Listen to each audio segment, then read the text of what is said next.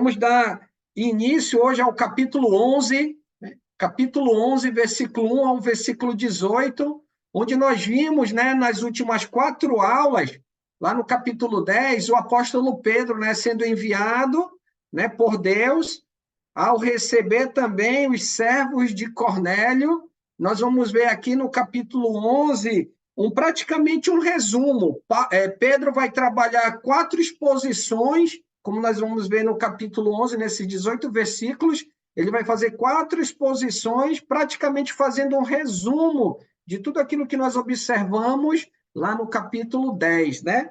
Claro, dentro desse relato, dessa exposição que ele vai fazer, ele vai trazer alguns elementos importantes, né? Como, por exemplo, nós vamos observar no capítulo 11, o que faltava, né? O que faltava a Cornélio. Nós vimos isso no finalzinho lá do capítulo 10, mas nós vamos observar um termo diferente daquilo que nós observamos lá no capítulo 10. Vamos observar isso também hoje no relato, em um dos relatos de Pedro aos apóstolos e os da circuncisão que vão indagá-lo. Então, eu quero convidar os irmãos a abrirem comigo lá no capítulo 11, convidar aqueles que têm nos acompanhado lá pelo YouTube, né, também, Atos capítulo 11, versículo 1 ao versículo 18.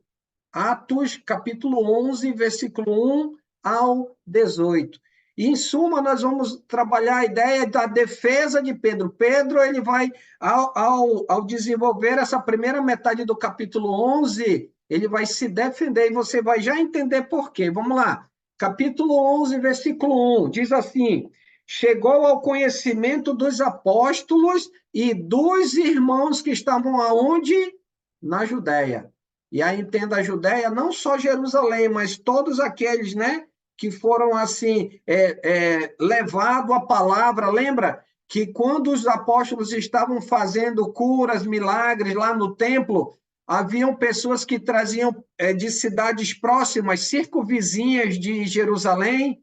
Então, provavelmente essas pessoas, ao ouvirem a palavra, ao serem batizadas, ao serem restauradas, ao voltarem para suas cidades, o que elas estavam fazendo? Anunciando. Então, nós percebemos que havia um grande número, né?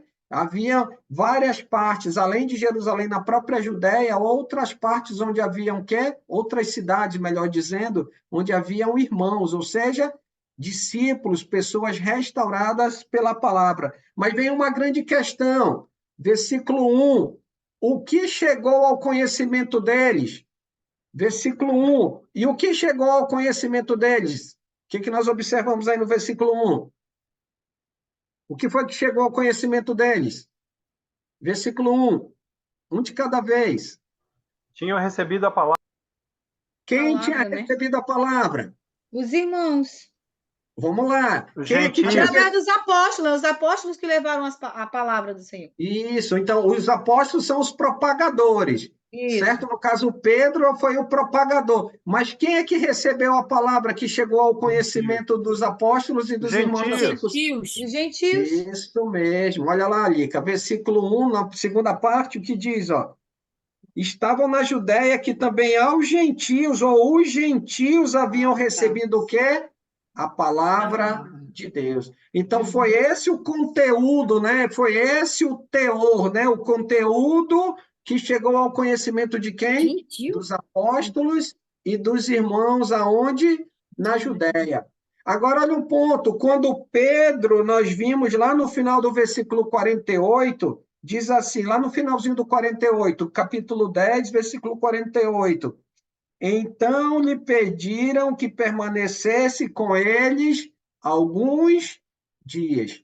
Então, é provável que após o batismo de Cornélio, da sua casa, dos seus amigos, Pedro ele veio logo embora? Não, ele permaneceu o quê? Alguns dias, permaneceu ali um tempo com eles, né?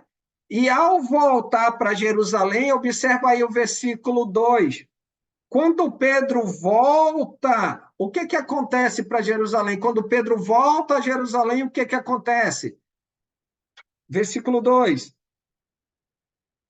Ao voltar para Jerusalém, ou ao subir a Jerusalém, Pode Os da, repetir. os da circuncisão, Disputavam os da circuncisão. eles Ou queriam. em outras palavras, os discípulos, né? Os que eram da circuncisão fizeram o quê? Os, in- Eles perguntaram para Pedro se ele tinha entrado na casa de circunciso e ainda mais, comeste com eles? Ele perguntou. Isso mesmo. Então, quando Pedro chega, diz: e aí, Pedro, como é que vai? Tá tudo bem?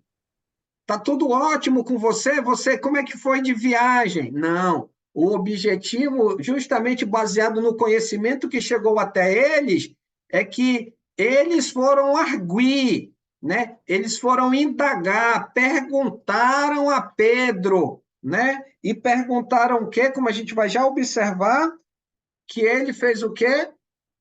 O que que eles indagaram a Pedro, versículo 3, como a senhora, inclusive, já citou, irmã Jovina. Eles indagaram o que a Pedro? Eles arguíram ao quê? O que, na realidade? Sobre a palavra de Deus, né?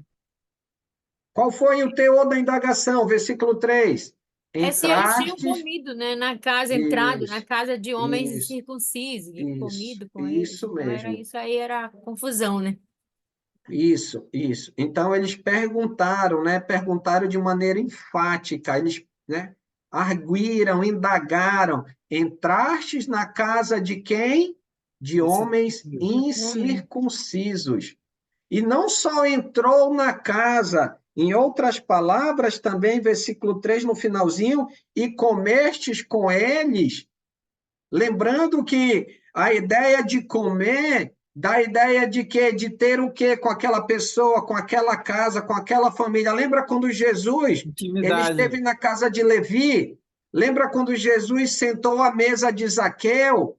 Ele foi criticado por estar fazendo o quê? Comendo Comendo com com eles, pecadores. comendo com Com pecadores. publicanos e pecadores, né? Com publicanos e pecadores. Olha a ideia. Agora, aqui não é Jesus, é Pedro. E Pedro, além de entrar na casa, ele sentou à mesa com quem? Com Os Cornélio, incircuncisos. justamente, com incircunciso. Em outras palavras, com gentios, Gentios. né?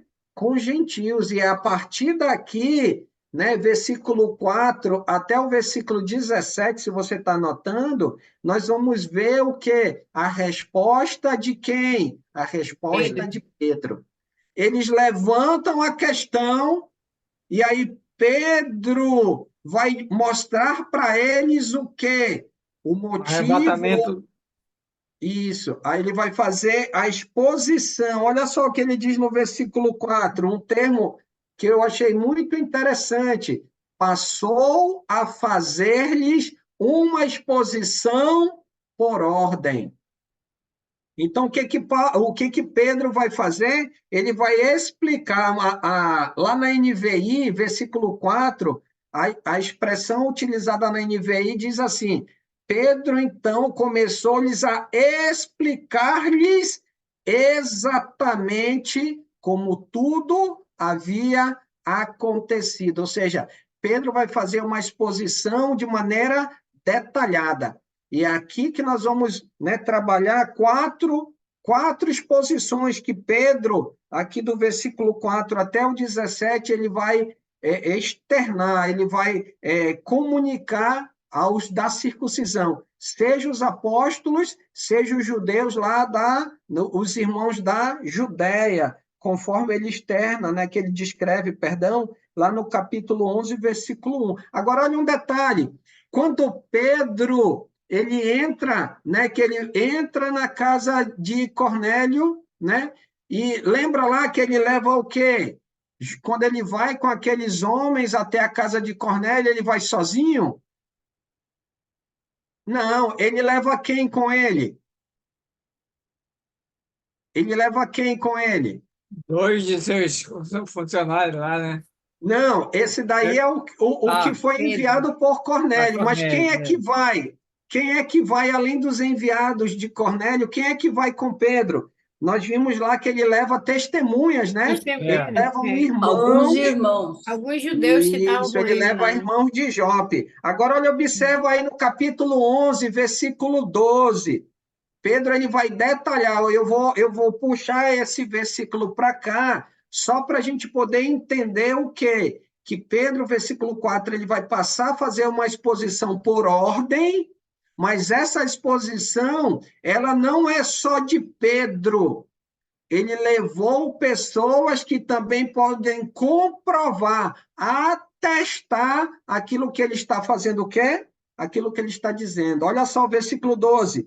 Foram comigo, né? Também estes 6 irmãos. Quantos homens, quantas pessoas foram além de Pedro, né? Partindo de Jope, além dos 3 servos de Cornélio? 6 irmãos. 6 irmãos. Versículo 12, ele diz: foram comigo também estes 6 irmãos. Então, não era só o parecer de Pedro, não era só uma exposição da parte de Pedro. Havia o quê? Pessoas que podiam testificar, testemunhar o ocorrido. Então, a gente já começa a entender por que Pedro levou essas pessoas, né? Então, ele leva com uma finalidade. Ok. Vamos ver aqui a primeira exposição, né, da defesa de Pedro, versículo 5 até o versículo 10. A primeira exposição da defesa de Pedro, deixa eu voltar aqui para o capítulo 11, versículo 5, e aí ele começa relatando, né, nós vamos ver nessa primeira exposição a visão na cidade de Jope. Então, ele vai descrever do versículo 5 ao versículo 10 a visão que ele teve aonde? Na cidade de Jope. E ele inicia assim, versículo 5. Eu estava na cidade de Jope, orando e no êxtase. Lembra? Esse êxtase aqui, né, como trabalhou lá no capítulo 10, não é porque ele estava com fome. Né? Não é, ele estava delirando de fome aqui, aí ele teve essa visão. Não. A palavrinha êxtase aqui, ele vai trabalhar a ideia de que ele, né, Deus está colocando a mente de Pedro para entender, para poder visualizar, melhor dizendo, aquilo que Deus estava pronto a mostrar a ele. E a partir daí, versículo 5, ele teve o quê? Ele teve uma visão. Versículo 5, ainda na segunda parte, qual foi a característica dessa visão? Então, ele observa descer o que do céu? O que desce do céu? Nós já vimos 3 vezes, essa é a terceira vez, né? O que desce do céu? O que desce do céu? Um lençol? Não. Como se fosse um lençol. Então, ele desce do céu um objeto como se fosse. Então, desce algo parecido ou como se fosse um grande lençol baixado de onde? Vindo do céu. E aí nós temos a perspectiva de Pedro, só um minutinho, pronto. E aí nós temos aqui no cantinho a imagem que nós já vimos, né? Outras vezes, do capítulo 10 até aqui, então aquela imagem de um objeto descendo, né? Mas esse objeto, ele não vinha vazio, né? Pedro vai relatar que ao baixar, seguro pelas 4 pontas, versículo 6, né? Ele diz, e fintando para dentro dele os olhos vi quadrúpedes da terra, feras, répteis e aves do céu. Só que o curioso é que, ao ver a imagem, o que Pedro escuta no versículo 7? Ele relatando isso para quem? Para aqueles homens, para os apóstolos que ali estavam e os irmãos da Judéia. Ouvi também uma voz, e olha o que a voz dizia, Pedro declarando isso a eles, mata, né? Levanta-te, Pedro, mata e come. E aí, como nós já vimos, duas passagens, né? Em Levítico e em Deuteronômio, lá atrás, quando a gente observou a visão de Pedro, e vimos as características desses animais, e eles eram proibidos pela lei de serem o quê? Consumidos por quem? Pelo povo de Israel. No entanto, nessa visão aqui, Deus está dizendo o que para Pedro? Mata e come. E aí, qual foi a resposta? Qual é a resposta que Pedro relata àqueles irmãos e apóstolos que estavam ali diante dele, versículo 8? Qual foi a resposta dele no primeiro momento? Versículo 8, o que ele respondeu? Pedro, que Pedro respondeu à voz? Versículo 8. O que ele disse? De maneira nenhuma, Senhor, pois nunca em minha boca entrou coisa alguma comum Comum ou ou imunda. imunda. Ok, obrigado, irmão Aníbal. Como a gente percebe, então ele, como um bom judeu, conforme a resposta dele, diz: de modo nenhum, Senhor. Olha aí o que ele diz. Se aquele objeto ele está descendo do céu, a voz que está falando com Pedro vem de onde? Na visão do céu. E como é que a gente percebe isso? Justamente pelo termo que Pedro usa no versículo 8: de modo nenhum, Senhor, porque jamais, olha aí, como um bom judeu, como alguém que observava a lei, disse: olha, jamais entrou em minha boca coisa alguma comum ou imunda. Essa foi a resposta de Pedro. Agora, olha um ponto. O que a voz disse do céu para Pedro, versículo 9? O que a voz disse para Pedro, versículo 9? Após ouvir a resposta de Pedro, que ele nunca havia comido nada comum ou imundo, pela segunda vez, o que disse a voz? Não chames tu comum ao que Deus purificou. Ok. Obrigado, irmão Aníbal. Obrigado, Geisa. Aí um ponto que a gente vai observar aqui, então Deus nessa visão está utilizando uma figura. Ficou claro, né, naquilo que a gente trabalhou passo a passo, lá no capítulo 10, Deus vai utilizar essa visão como uma figura, né? Uma figura para ilustrar na percepção até aquele momento, isso a gente vai ver de maneira clara no capítulo 11, aliás, desculpa, no capítulo 11, versículo 19, a gente vai ver isso de maneira clara, na aula, se Deus assim permitir, da semana que vem. A gente vai perceber que, para o judeu aqui, mesmo aquele que passou a ser restaurado pela palavra de Jesus, pela palavra de Deus, eles não estavam anunciando a quem o evangelho? Aos gentios. Nós vamos perceber, né? Temos percebido até antes da conversão de Cornélio, que eles estavam anunciando unicamente a quem? Aos judeus. Ou seja, a ideia de comum ou imundo é que eles, por causa da determinação de Deus, eles estavam se mantendo o quê? Em relação aos animais que Deus revela, afastados.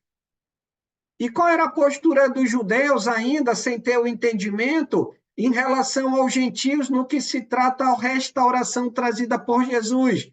Eles estavam assim, sem perceber, mantendo os gentios o quê?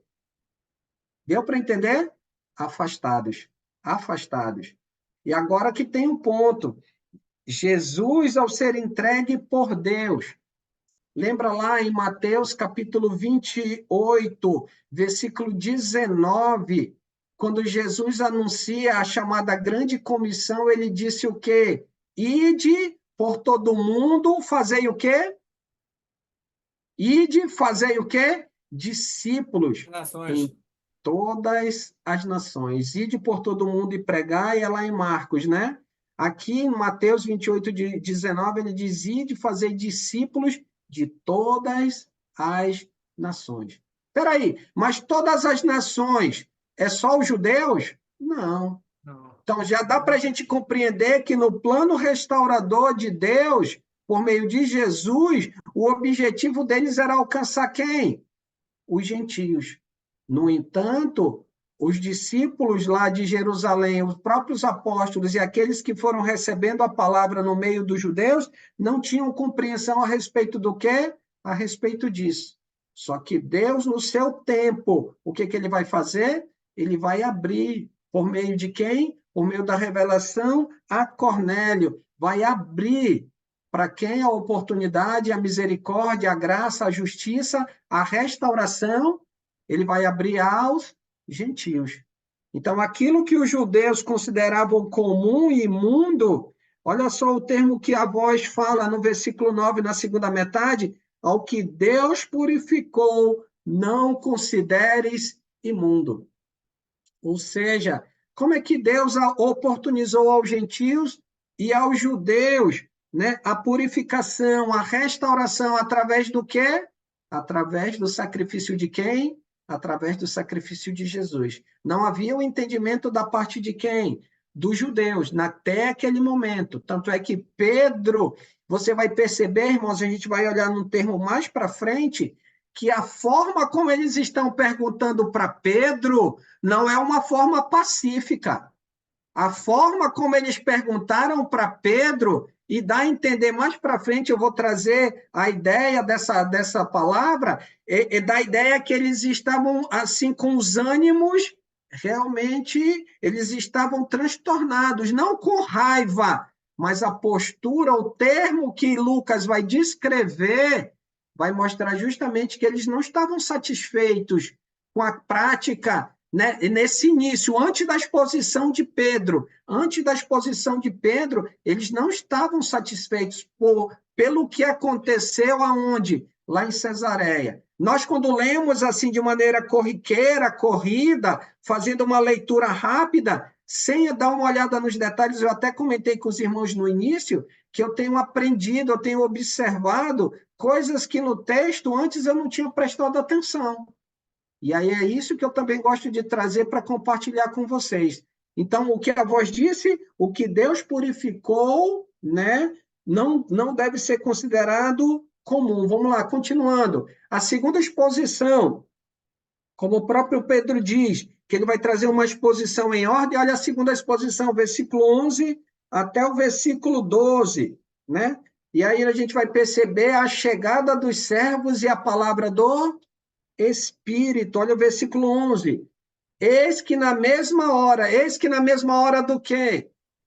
Quando estava finalizando ali, versículo 10, né? Isso sucedeu por 3 vezes, e de novo, e tudo se recolheu para o céu. Versículo 11, a partir do momento que voltou, que recolheu aquele objeto para o céu, no mesmo instante, eis que na mesma hora pararam junto da casa. Parou junto da casa quem? Quem que parou junto da porta? Versículo 11. Quem parou junto da porta? Versículo 11. Os 3 homens enviados de onde? De Cesareia para encontrarem comigo. Aí olha um ponto importante que nós vamos perceber. Nesse instante, olha lá, então a partir do momento, nesse versículo 11, eis que na mesma hora, ou seja, assim que o lençol subiu, chegaram os homens junto à porta. E aí, quando chegaram esses homens para encontrar-se com Pedro, olha o versículo 12. Então, ou seja, simultaneamente, com a chegada dos homens, o lençol já havia subido, no lençol, desculpem, o objeto já havia subido, o objeto como um lençol, os homens chegam e o Espírito Santo fala com quem? Fala com Pedro. E o que o Espírito Santo disse a Pedro, versículo 12? O que era para ele fazer? O que era para Pedro fazer? Versículo 12, na primeira parte. O que era para fazer? Que não hesitasse em ir com eles. Isso. Ele, como um bom judeu, vendo a visão, e ele sendo um bom judeu, se o Espírito Santo não tivesse falado com ele, será que ele teria ido? Olha o termo que o Espírito Santo usa, como a Geisa bem citou. Então o Espírito Santo me disse que eu fosse com eles, mas era para ele ir. Mas perceba bem o termo que ele vai trabalhar ainda, para que eu fosse com eles sem hesitar. Não era para duvidar. Não era para duvidar. Então era para ele ir. Por quê? Porque se era para sem hesitar, significava que o propósito, né, era justamente maior. O objetivo era maior, a finalidade era maior. E aí o que o Espírito diz, olha, vá, mas não hesite. Não tenha dúvida. Não, tipo, será que é para eu ir? Será que é para eu ir? O que será que vai ter para mim lá? Não, vá, sem hesitar. Então, Pedro, provavelmente, ao ouvir isso, sabia. Se aqueles homens estavam lá, havia o propósito de quem? De Deus. Se não era para ele duvidar, porque havia um propósito de quem? Para que Deus fosse cumprir na vida daquele que o enviou, até ele quem? No caso, Cornélio. Havia propósito de quem? De Deus. Então, Pedro foi. Continuando, a terceira exposição, versículo 12, 12 ao 15, nós vamos ver a estadia de Pedro aonde?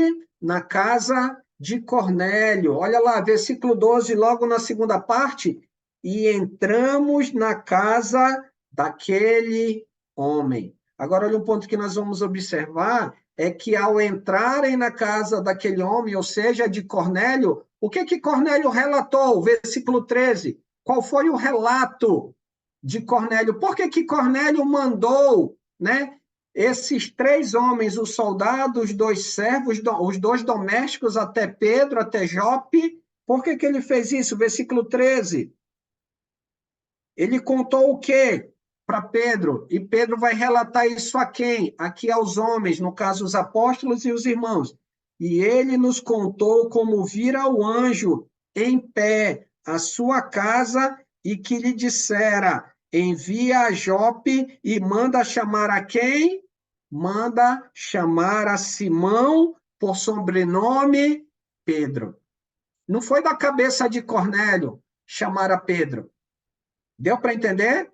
Então, o que Pedro está fazendo com essa exposição? Deus atuou diretamente em Cornélio, até a chegada para ir chamar a Pedro. Deus atuou diretamente em Pedro, ao descer o objeto, ao mandar a voz do céu, ao falar com Pedro. Isso mostra que essa direção, esse caminho está sendo apontado por quem? Por Deus. Agora, olha um ponto que me chamou a atenção, irmãos, versículo 14. O que faltava a Cornélio e a sua casa? Interessante. O que faltava a Cornélio? Então, o anjo manda chamar a Pedro. E aí, no relato de Lucas, do capítulo 11, ele diz, o qual te dirá palavras, mediante as quais será salvo. O que salvaria Cornélio? Eram as boas obras dele? O fato de ele ser um homem bom? Não. Ser um homem piedoso, um homem temente a Deus? Não. Um homem que nas horas das orações dos judeus, ele seria salvo porque ele observava regularmente essas horas das orações práticas dos judeus? Não. O que faltava para Cornélio, na realidade, de acordo com o versículo 14? Era o conhecimento e a prática das palavras que o conduziriam para a salvação. Ou seja, nós podemos ver que as práticas voltadas para aquilo que o judaísmo tinha eram boas, era um bom costume, né? Era um bom costume. Por exemplo, eu e você, né, os mais antigos, assim não que nós somos antigos em termos de idade, mas com mais tempo de vida, nós tomamos a bênção do pai e da mãe, não é verdade?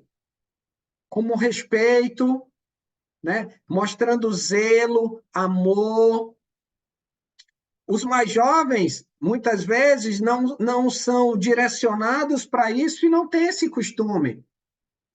Aí alguém pode dizer, é um costume bíblico? Não, mas é uma prática, é um costume que para nós aqui do Ocidente, vamos usar esse termo, é um termo que valoriza a quem? Os nossos pais, os mais idosos, mostra o nosso temor no sentido de respeito, né? De apreciar, de realmente valorizar os nossos pais, tios, avós, né? Mas é um bom costume. Agora, a prática que Cornélio tinha relativa aos judeus era um bom costume, mas era um costume que levava para a salvação? Não, porque ele precisava conhecer as palavras nas quais ou as quais ele seria salvo. Não somente ele, mas eu e você. Eu e você. Por que hoje nós estamos aqui? Porque nós, lá atrás, ouvimos a palavra restauradora do Senhor através do Evangelho. Entendemos a nossa condição. Reconhecemos a nossa necessidade de termos Jesus como nosso Senhor e Salvador.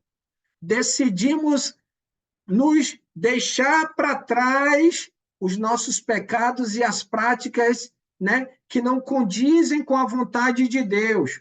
E decidimos, a partir do momento, né, que ouvimos essa palavra, ter Jesus como nosso Senhor e Salvador e obedecê-lo. E o primeiro ponto que nós passamos a obedecer a Jesus, qual foi? Reconhecemos por meio do batismo, daquilo que a Bíblia diz a respeito do batismo, para que fôssemos o quê? Perdoados dos nossos pecados e recebêssemos da parte de Deus a sua presença, ou seja, o seu Santo Espírito. E aí é um ponto que nós podemos observar. O que faltava para mim e para você era justamente ter o conhecimento da palavra por meio da qual eu e você somos o quê? Somos salvos. O que é que faltava para Cornélio? Essas mesmas palavras. Por isso que Deus moveu todo esse contexto lá do capítulo 10, e Pedro está relatando tudo isso em detalhes, como ele diz, uma exposição em ordem, para que aqueles que estão ouvindo ele aqui, os irmãos da Judéia, mais os apóstolos, eles possam entender que aquilo que aconteceu lá em Cesareia fazia parte do plano de quem? Do plano de Deus. Agora, e como o Senhor demonstrou isso? Versículo 15. O que Deus fez? Versículo 15. Quando, porém, comecei a falar, caiu o Espírito Santo sobre eles. Caiu o Espírito Santo sobre quem? Sobre eles. Ou seja, em outras palavras, Deus, né, manifestou o seu poder ao derramar o Espírito sobre quem? Sobre os gentios. E olha um detalhe que Pedro ressalta no final do versículo 15, como também sobre nós no princípio. E aí é um ponto que me chamou a atenção, sabe por quê? Aqui na quarta exposição de Pedro a eles, a partir do versículo 16, nós vamos ver que Pedro vai trazer à memória deles a lembrança da palavra do Senhor. Olha só o versículo 16. Então, como ele fecha no versículo 15, como também sobre nós no princípio, então me lembrei da palavra de quem? Da palavra do Senhor. E o que Pedro vai fazer? Aquilo que nós já observamos lá em Atos, capítulo 1, versículo 5. Ele só vai trazer a lembrança, ele vai trazer de maneira repetida o que foi citado por Jesus lá em Atos, capítulo 1, versículo 5. Olha o que diz o versículo 16. Quando disse, João, na verdade, batizou com água, mas vós recebereis, mas vós sereis batizados com o Espírito Santo. Esse termo, batizados com o Espírito Santo, ele é repetido 2 vezes na Bíblia. 2 vezes.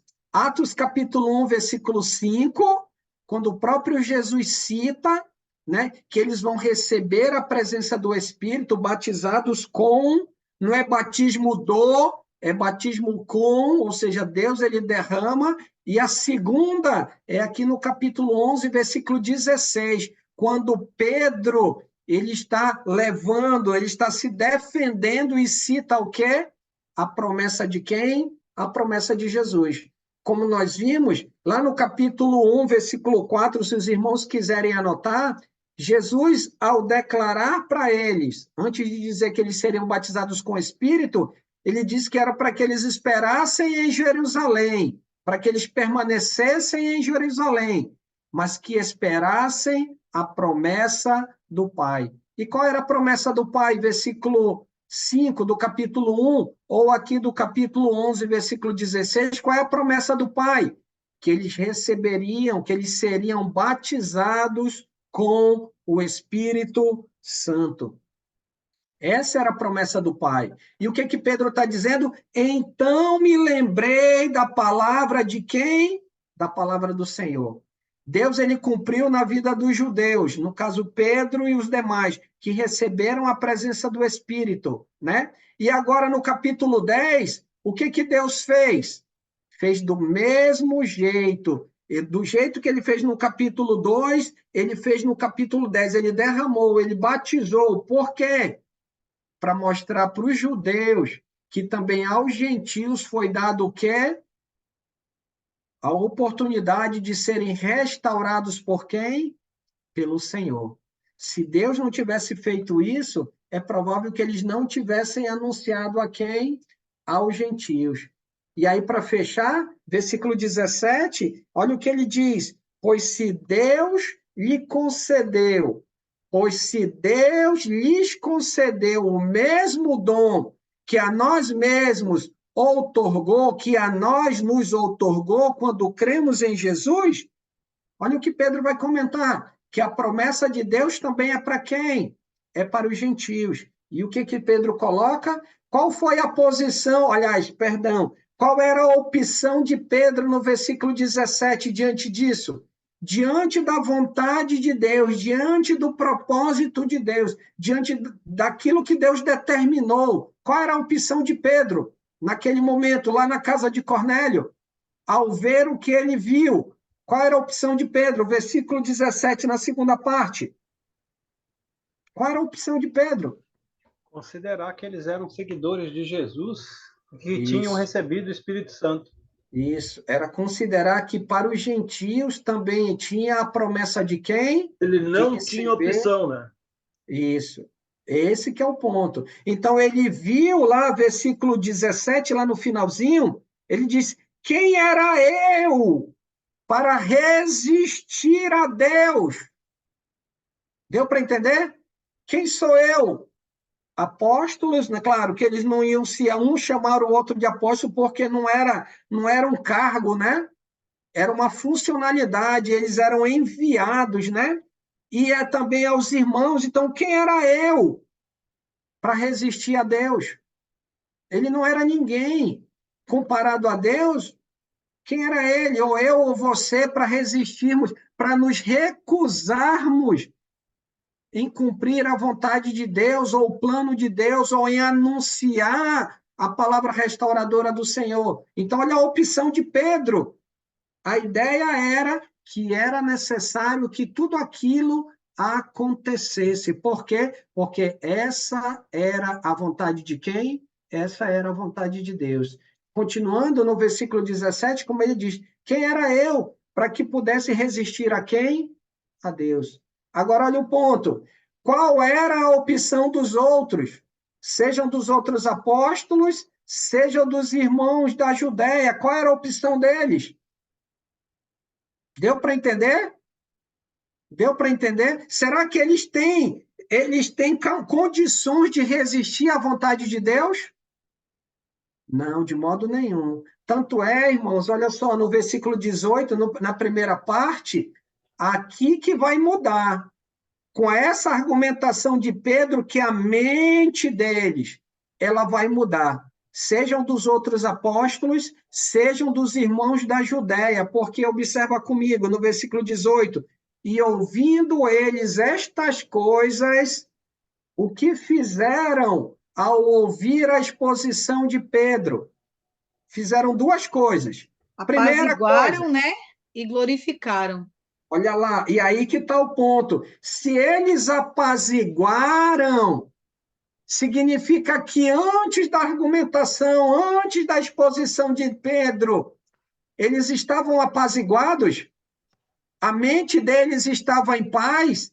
Eles Não. estavam satisfeitos com tudo aquilo que Deus havia feito lá? De modo Não. nenhum. Sabe por quê? Porque no entendimento deles, aquilo não era correto.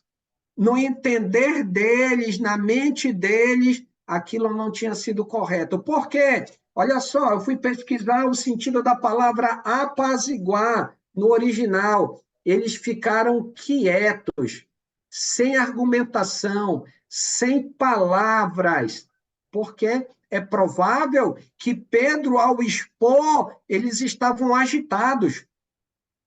Mas como? Né? Um anjo falou com ele, como? Que eles receberam o Espírito Santo. E olha que Pedro levou testemunhas. Você imagina se ele não tivesse levado testemunhas. Então, eles ficaram, no momento que eles ouviram o termo trazido por Pedro, quem era eu para resistir a Deus?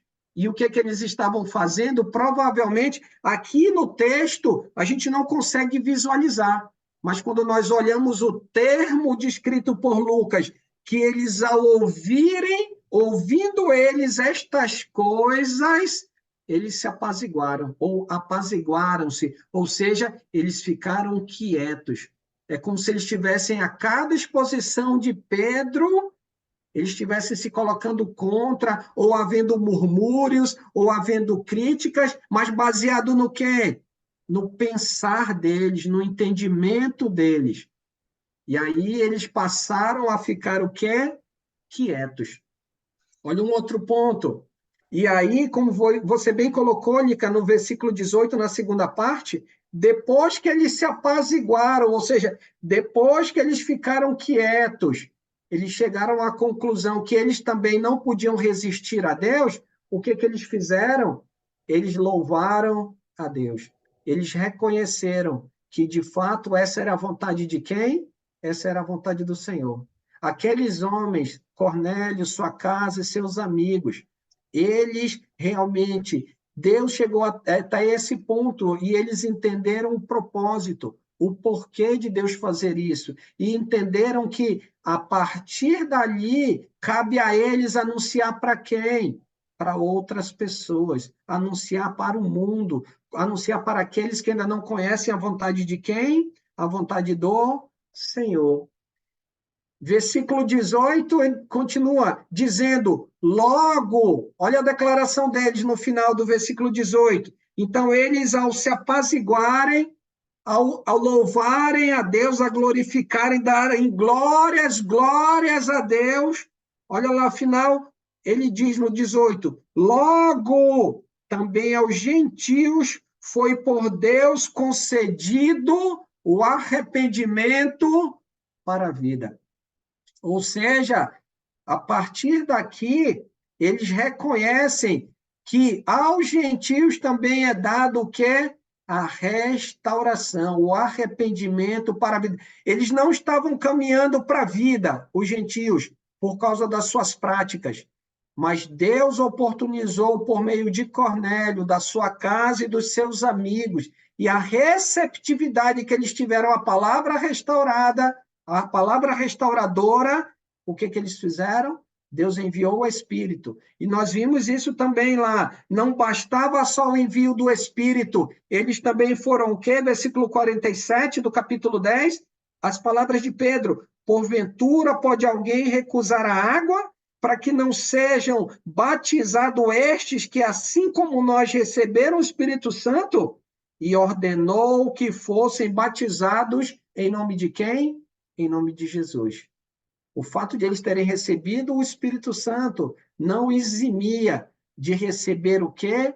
O batismo, de serem o quê? Imersos. Por quê? Porque através do batismo que se recebe o quê? O perdão de pecados, a presença do Espírito Santo. E aí o que aconteceu? Aquelas mentes que estavam conturbadas pelo seu entendimento equivocado passaram a fazer o quê? Passaram a glorificar ao Senhor. Até aqui, antes de a gente finalizar, alguma pergunta, algum comentário, irmãos? Alguém gostaria de comentar ou perguntar alguma coisa, algo que não ficou claro até aqui? Tranquilo? Pode falar, mano. Só para fazer a conexão, você já disse tudo aí, com tudo isso que aconteceu, né? Inclusive Deus deu o direito dos judeus dos gentios se arrependerem, de terem o entendimento. Isso aí é um marco corajoso de um novo passo da igreja. Sim. Né? É a conexão com a igreja, né? De levar a palavra do Senhor, né? De levar a mensagem dali para frente, né? Então é só você me corrige aí, mas é um entendimento que realmente a gente acho que dá para fazer conectando com a igreja aí, nessa missão corajosa de levar a mensagem. Sim. E aí um ponto, pegando desse gancho que você me deu, a gente aproveita para trabalhar a ideia, porque muitas pessoas dizem que esse batismo que aconteceu em Atos 10 ainda acontece nos dias de hoje. De modo nenhum. Porque Deus, ao realizar isso, como você bem comentou, ele abre, ele marca que a partir do capítulo 10 foi dado aos gentios fazer o quê? Justamente eles serem o quê? Batizados, eles receberem da parte de Deus a palavra restauradora, para que eles tenham entendimento, para que eles mantenham a fé prática nessa palavra e, através da prática dessa palavra, eles sejam o quê? Batizados. Com que finalidade? Para perdão de pecados e receber o Espírito Santo, conforme Atos capítulo 2, versículo 38. Então, é um ponto que nós precisamos observar. Eu e você, como discípulos de Jesus, precisamos ter esse entendimento para quê? Para esclarecer as pessoas que venham a ter um entendimento bíblico, não ter um entendimento como os apóstolos e os irmãos lá da Judéia estavam tendo, dizendo ou tendo na sua mente que não era para os judeus, né? Não era para os gentios a palavra salvadora, a palavra restauradora de Jesus, mas porque eles estavam sendo levados pelo seu pensar. Nós não podemos agir desse modo. Precisamos ser levados pela vontade de quem? Pela vontade do Senhor. Mais algum ponto, Edson? Não, meu irmão, muito bom, muito Tranquilo. bom. A mão Muito já estava ótimo, levantada. excelente. Tranquilo, graças a Deus. Vamos continuar, então, para a gente finalizar? Então, na conclusão, a restauração, ela continua em nossos dias. Aí, um ponto que eu trago, como eu comentei agora no final, é a restauração, né, independente do pensar do discípulo. Quem é soberano? É a vontade de Deus. Então, independente do que eu acho ou você ache, é Deus, é a vontade de Deus que ela é soberana. E o plano de Deus é restaurar o quê? A todos que se dispõem a obedecer à sua vontade. A palavra de Deus foi anunciada a Cornélio, a sua casa e seus amigos. Eles ouviram, Deus os abençoou com a presença do Espírito, mas isso não eximou de que eles recebessem o quê? De que eles fossem o quê? Imersos, conforme aquilo que foi estabelecido desde Atos capítulo 2. Continuando, para a gente finalizar, então, entender a vontade de Deus é importante. Para que haja restauração, é necessário haver entendimento a respeito da vontade de Deus. E como é que a gente vê isso no capítulo 10 e capítulo 11? Pedro, quando entendeu a palavra, né? Quando ele entendeu a vontade de Deus, ele anunciou a quem? A Cornélio. Então, quando ele teve o entendimento, ele anunciou. Deus mostrou o objeto descendo do céu, falou com Pedro, os homens chegaram, o Espírito disse, vá, sem hesitar. Ele foi, e lá ele entendeu, e ele anunciou, e fez conforme a vontade de Deus, e Deus mostrou qual era o propósito dele lá naquela casa. E aí um ponto que a gente vai trazer sobre o entendimento também é os outros apóstolos e os irmãos da Judéia, precisavam entender. Por quê? Porque eles precisavam anunciar ao mundo. Eles precisavam anunciar a quem? Aos judeus, para que o mundo possa ser restaurado. Eu e você precisamos anunciar a palavra restauradora do Senhor. Não é o governo A, B ou C que vai mudar o mundo. Não é os poderes executivo, legislativo e judiciário que vão mudar o mundo. Quem vai transformar o mundo é a palavra restauradora de Jesus. E quem pode fazer isso? Aqueles que ouvem, entendem e praticam, obedecem à palavra restauradora de Jesus. Eu agradeço a presença dos irmãos. Espero que eu tenha podido ajudar nesse entendimento a gente poder ter, porque esses capítulos eles são fundamentais para muita coisa que se prega hoje a respeito do Espírito Santo. E nós vemos Deus trabalhando de maneira enfática o que de fato é a sua vontade. E qual o seu propósito na vida de Pedro, na casa de Cornélio e também na vida daqueles que agora, aqui no capítulo 11, nessa primeira metade, estão ouvindo o propósito de Deus sobre quem? Sobre os gentios. Vou passar a palavra para o Edson e o Edson vai nos conduzir na oração final. Com você, Edson.